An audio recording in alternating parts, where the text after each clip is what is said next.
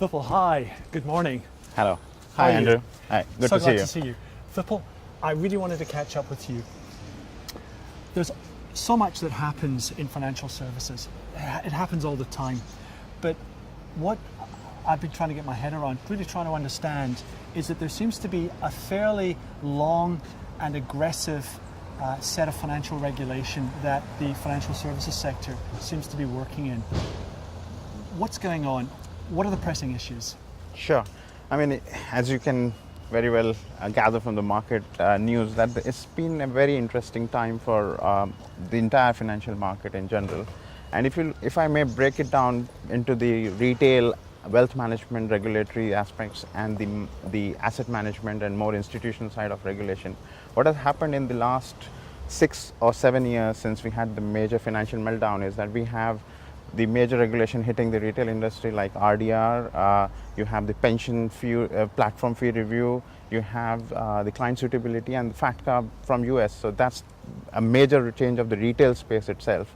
And if I come to the institutional space, we have seen a major revamp of all the regulatory structures that existed before the crisis. And you start with Dodd-Frank, EMIR, which is basically putting all the OTC transactions that are done on derivatives onto a common platform or an exchange, down to Solvency II, AIFMD. I can throw a lot of terminology back at it, but it's basically MiFID II is the latest one, and it is a massive restructuring of how the secondary market works in the financial industry. And I think that is MiFID II is the biggest change in the financial industry for a long time.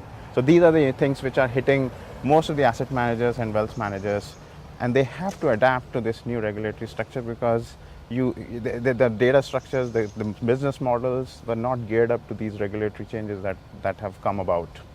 Vipul, it sounds like a whole alphabet spaghetti yes. of regulation, and we can debate whether more regulation is a good or bad thing. It's interesting to have the debate, but the reality is this is the way that it is. Yeah. So if we can't change the way that it is, we then have to understand how then do we respond to it. The reason why I wanted to catch up with you is because there seems to be not only more regulation coming out, but certainly more far-reaching regulation coming out, and that would have a profound impact on the systems, on the enterprise architecture of many wealth asset investment managers out there. Yeah. You run a fairly big shop. How is your world changing? What's on your agenda? Sure. I mean, in terms of because we operate in a very different space in the sense that we are in the wealth space as well as the institutional space. So we had to bear the burden of both sets of regulations. And the biggest challenge in these regulations is that you have it all comes down to data at the end of the day. And the objectives of the regulators is to bring in more transparency, make it more simpler to understand the data that you're submitting, or when asked, you can produce that information very quickly. They're looking at systemic risk. They're trying to reduce the systemic risk. And I think overall, in the end, this regulatory tsunami, once it settles down, will be a good thing for the industry. That's my feeling, anyways. But this is making the industry patrons think about their own business models, system processes, how they aggregate information, and the major driver is data management, which is where the focus has come about with these regulations. So I think what I'm hearing you say is that the market actually was broken. The market wasn't working. You've pointed to data. I think if we all cast our minds back to our first Economic 101 classes, there were some key assumptions in the neoclassical model. There was perfect information. There was complete rationality of all agents. Your first point of focus was on data. What's the issue with data? So data historically has been the weakest link in any financial services because a lot of legacy systems evolved from. But in terms of for the bigger banks, it's a different kind of problem. For asset managers, the biggest problem with data is that there are different providers of data. So you have your reference data provided by one entity. You would have your entity data, which is basically, do you know your counterparties? Do you know your clients? Do you know your brokers or whoever you deal with, that's provided by another set of information. Then you have your own internal generated data, which is transactional data, your positions or whatever instruments that you're holding. And to bring that into a cohesive view and have a centralized control over that data has been the biggest challenge for asset managers. And if you look at every regulation, it actually goes to the heart of data management, because you have to pull out that coherent information and give it to your regulator. And that is why I keep saying data management is the biggest challenge, where when you look at any regulation, that's the heart of it. Are you saying that the financial services sector has the data, but it's trapped? Are you saying that financial services companies actually don't have the data or have the wrong data?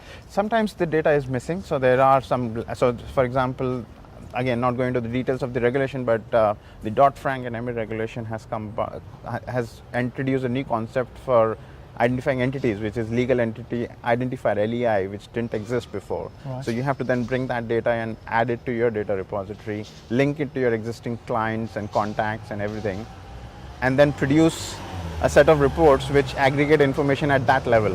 So there are things which were not existing before.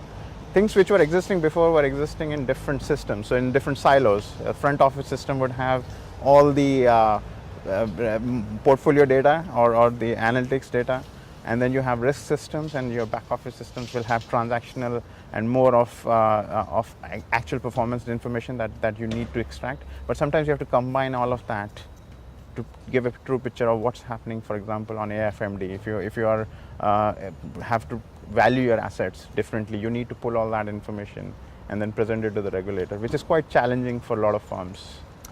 I'm sure the regulator, well, I'm going to assume that the regulator doesn't want us to be pulling together all this data so that we can tick boxes. I'm assuming it's because they believe that if we'd had that information beforehand, we might not have fallen into the 08 financial crisis. That's true. And if you look at, the regulation, every regulation is aimed at achieving some end objective. It's not just for keeping the guys in Belgium or Brussels busy. Yeah. If you look at MiFID II, it's changing the entire structure of secondary market. And you mentioned the disparity of information available to a buyer and seller. It's trying to minimize that disruption or that disparity between information. Trying to bring a level playing field. If you look at AFMD, it's saying, do you know your assets? Can you value your assets independently of a model, and how does it stand up to your valuation? And this is from AIG debacle we had in 2008, where a lot of insurance companies didn't know what the underlying assets were, and that's why Solvency II came about, because you need to know and be able to look through into your assets and know what each holding ultimately holds within the asset itself. So there is an end objective with every regulation that has come about. Okay, so what you're telling me, Vipul, again and again and again, it's data, data, data. Now, sadly, I've been around for a few of these cycles. I wish I could say it was my first time, but I've been up and down and up and down. I think it's fair to say that many of the financial services players that are around today have gotten there through a whole series of corporate activity, which has resulted in many of their business system enterprise architectures really being built up or bolted on from bits that have been acquired along the way. Yeah. You head up business solutions. Now, keeping it general for now, how, if we need to free the data and the focus is the data, but we've got all this legacy, how do you tie the two together? Yeah, I mean, this is the biggest challenge where I don't know all the answers, but I think one of the major challenges we're facing is how do we, you talk about this digital transformation across the business firms now, and to get to that digital transformation, it's not good enough putting a nice front end and a website and an app which actually talks to a legacy system which can't generate data in the real time. So with regulation, you also have to look at your market segmentation, where who are you catering to, and the disruptors in the market, in the wealth management industry and asset management industry are pulling the forces down that route, that you have to be able to access data real time, no matter where ultimately it exists. You have to be able to pull that out, whether it's for your marketing channels or for your own offering platforms or regulation. So ultimately the usage could be different, but heart of it, you need to then restructure your data models They need to have data management frameworks. You need to have governance policies around it, because data grows over time, and if you're not conscious of the quality of data, then what happens is that it deteriorates over a period of time, and then you put tactical solutions to fix problems, whereas you need to take a step back and look at not just from a regulatory perspective, but the quality of data that is within the enterprise, and take actions to improve the quality of data.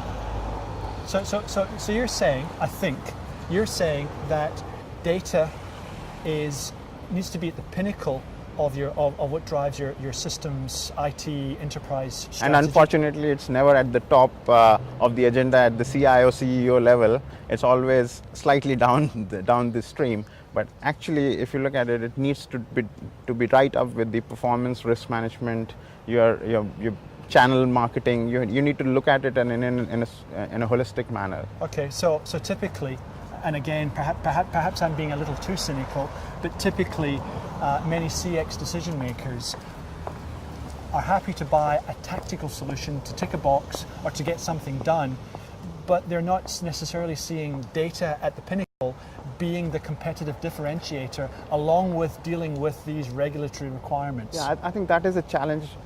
As I said, this is a challenge because all the decision, the budgeting exercise in any firm is driven by profitability, and data management by itself is not profitable unless you see the link, and the link will come from competition. A lot of new firms, and this is again segregation of the market segmentation we talked about. You have the mass affluent market and the retail market, and then you have the institution space. The institution space is going to be pretty safe for some time for large asset managers.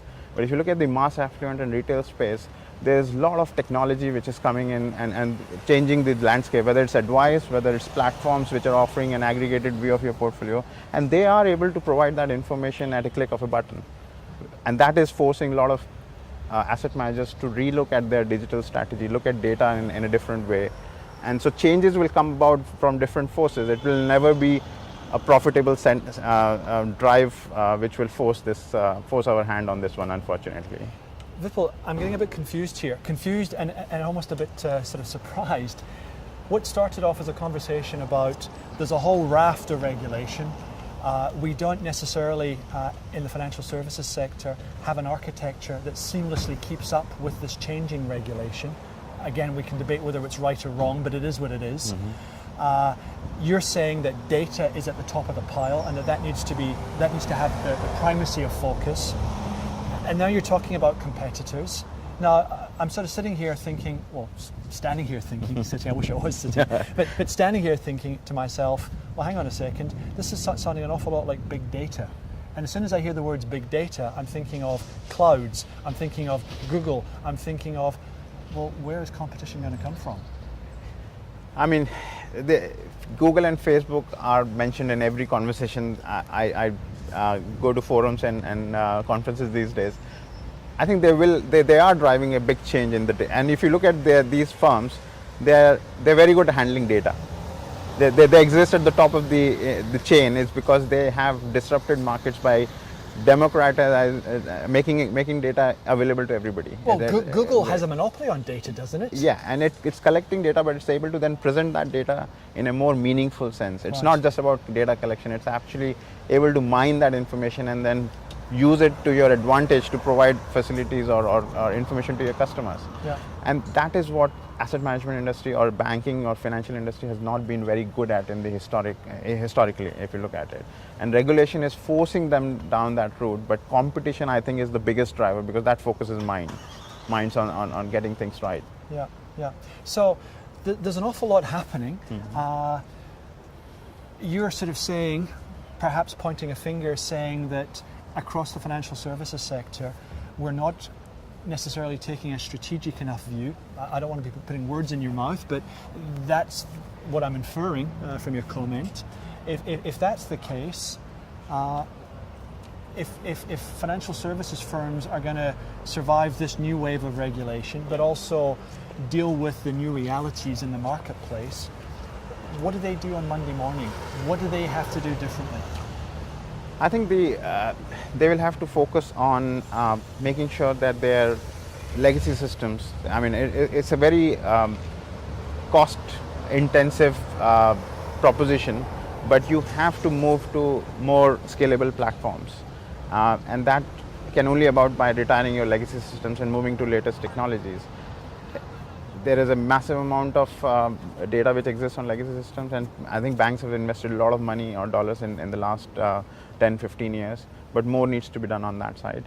The other aspect is you have to make sure that you are innovating all the time, and what I mean by innovation is that if you look at the payments industry was not disrupted until PayPal came about and actually changed the landscape of how we share or transfer our money. And if you look at the current transactions that we do in the financial industry, it takes up to 3 days to settle an equity transaction. That's got crazy. To be that's isn't it? I mean, I can transfer $100 million to you within a couple of hours, but I can't settle a £100 trade for 3 days. And so there's got to be some innovation and transformation, which is happening, by the way, because we're looking at T+2 now, and it was it's still 2 days, and it was a big hoo-ha about how will we deal with this and all that. But eventually we have done that. With OTC transactions which were put on the platform and exchanges, there was a big panic on Dodd-Frank. But if you look at the US trading right now, 60% of OTC trades are now settled or at least traded on an exchange, or cleared on an exchange, I should say. And these are the innovations which will drive us towards a better data model, if you may call it that way. Well, Vipul, I really appreciate you catching up with me. It's fair to say there's never a dull day in the financial services sector. Thank you very much. Thank you. Thank you.